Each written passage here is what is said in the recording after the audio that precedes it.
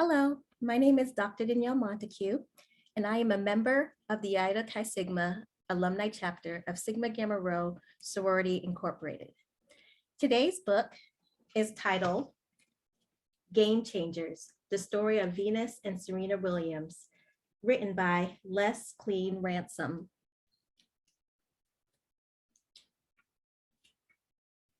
Venus and Serena Williams, V and Mika, two peas in a pod, best friends. Everybody who saw them knew they were as close as two sisters could be. They grew up in the shadow of each other. First, Venus was born in June of 1980. Little sister Serena came right behind her in September of 1981. Whatever Venus did, Serena followed. So when their father took Venus to the tennis court to begin lessons, Serena begged to go along.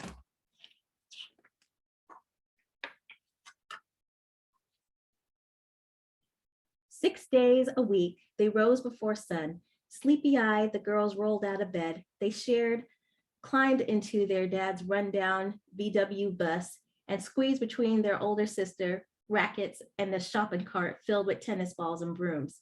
Between each morning, dark, and the first light of the day, the girls stretched and warmed up. They swept the courts clean of broken glass and trash before their first practice of the day began.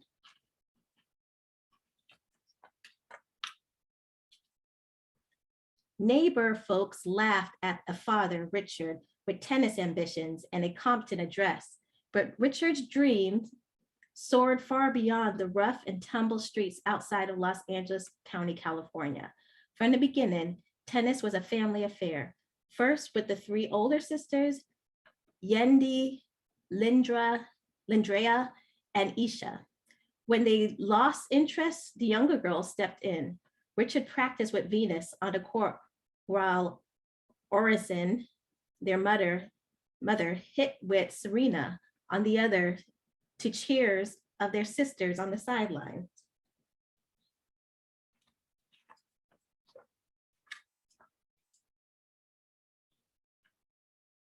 It wasn't long before their father's dreams became their own. Venus and Serena didn't have time for friends or sleepovers or trips to the mall. Tennis filled their days. Side by side, they whispered into the night, "Do you really think I can do it?" They asked each other, "Do you really think I have a chance?" Sound asleep, tennis filled their dreams. "If I didn't play tennis, I don't know where I'd be," Venus told everyone.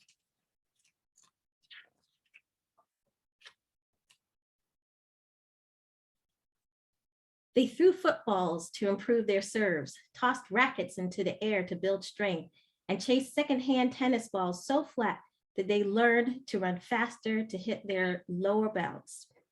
Now having expensive training equipment and professional coaches meant they had to make up their own drills. Off the court, they worked to improve their speed with track and their flexibility with ballet. When gunshots rang out into the distance, Richard reminded them, "Never mind the noise, just play."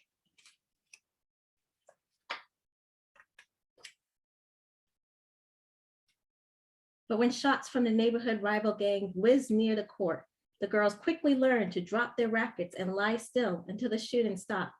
The public courts of East Compton Park, with grass poking through, cracks in the cement, and chain link nets, looked nothing like the courts they saw on television, where their favorite, John McEnroe, Monica Seles, and Pete Sampras played.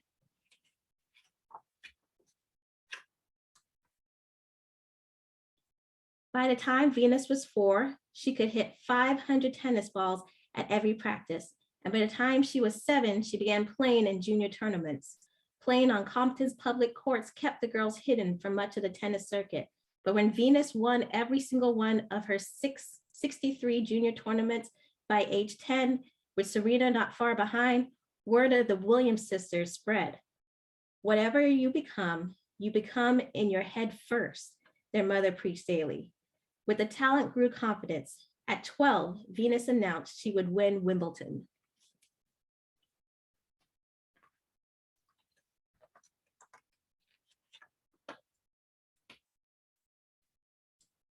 One year later, it was Serena's turn. Within 3 short years, both girls ranked in the top 50. Long-legged, brown-skinned, bead cornrow sisters stood out in a sea of white tennis attire, white fans, and white opponents. They dressed as they pleased in their own designs. During matches, they hit so hard, sometimes the rubber bands in their hair broke, scattering beads across the court. Tennis had never seen anything quite like them.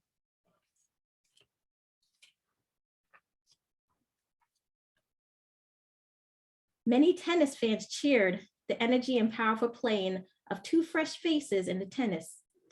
But sometimes the sisters were threatened, booed, and taunted by others not happy to see them competing in nearly all-white sport. They heard those words years earlier when their father brought it in busloads of neighborhood kids to surround the practice courts as they played.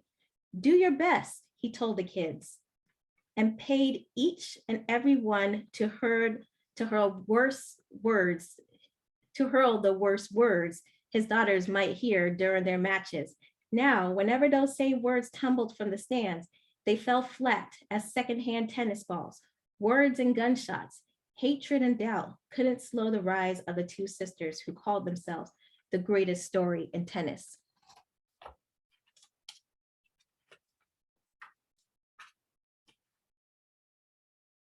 They loved the same bands, laughed at the same jokes, wore the same clothes. Only on the court were they different. There, Serena was as strong as Venus was fast. Venus was as gracious as Serena was aggressive. Venus's long legs could carry her across court in a couple of strides. At 130 miles per hour, her serve broke a world record. Serena chased down every ball, drilling them back to her opponents with high-powered ground strokes. I hate losing more than I love winning, Serena told reporters.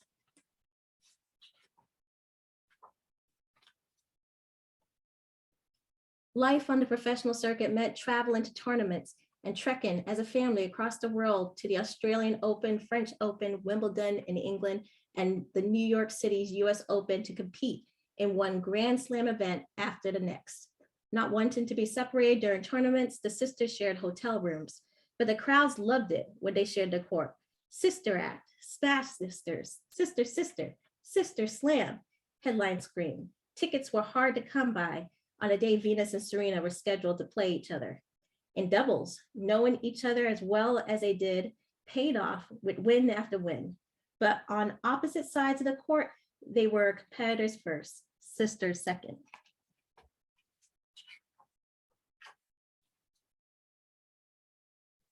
At the Australian Open in 1998, Venus and Serena cheered each other as they both advanced, but each win also brought them closer to playing against each other. When they both advanced to the 3rd round, they stood on opposite sides of the court for the first time. Venus was focused, but Serena, at 16 years old in her first major tournament, was shaky. The match started slowly, each cautiously watching the game unfold against the opponent who knew her best. In their first set, Venus edged ahead after a tiebreak. Serena looked at the players' box where her family sat, quiet for the first time. In the next set, Venus took control.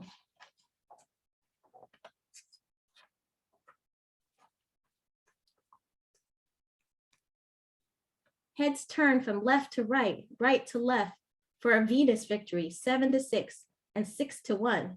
Serena was as sad for her loss as she was happy for Venus's win.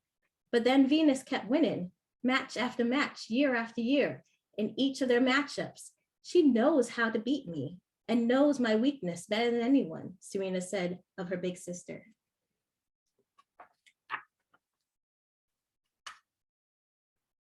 In 2000, they traveled to Sydney, Australia for the Olympics and returned home wearing the gold medals they earned together for the United States in doubles. In 2002, they faced each other again in the finals of the French Open.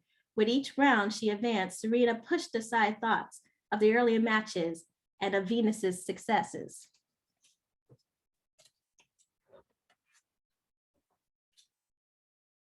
While their family again sat quietly in the stands, Venus served big for the first set and took the lead, but Serena broke serve and won. The second set was hard fought, and the sisters rallied with down the line combination, skidding from sideline to baseline until the final match point when Venus cracked the ball into the net, and the moment belonged to Serena. In 2 sets of 7-5 and 6-3, a victorious Serena stepped out of the shadow of her sister.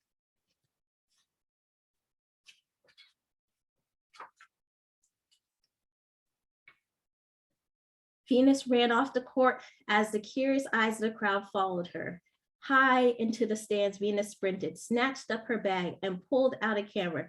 "Nothing can keep me from celebrating when my best friend wins a match," Venus said proudly. The crowd stood to applaud, and Venus snapped shots after shot of Serena on the victory stand.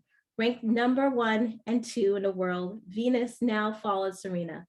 Mika and V, 2 peas in a pod, best friends and sisters, celebrating being numbers 1 and 2 in life and in tennis. That concludes the story. I hope you enjoyed it. Please visit our website for more stories to share. Thank you.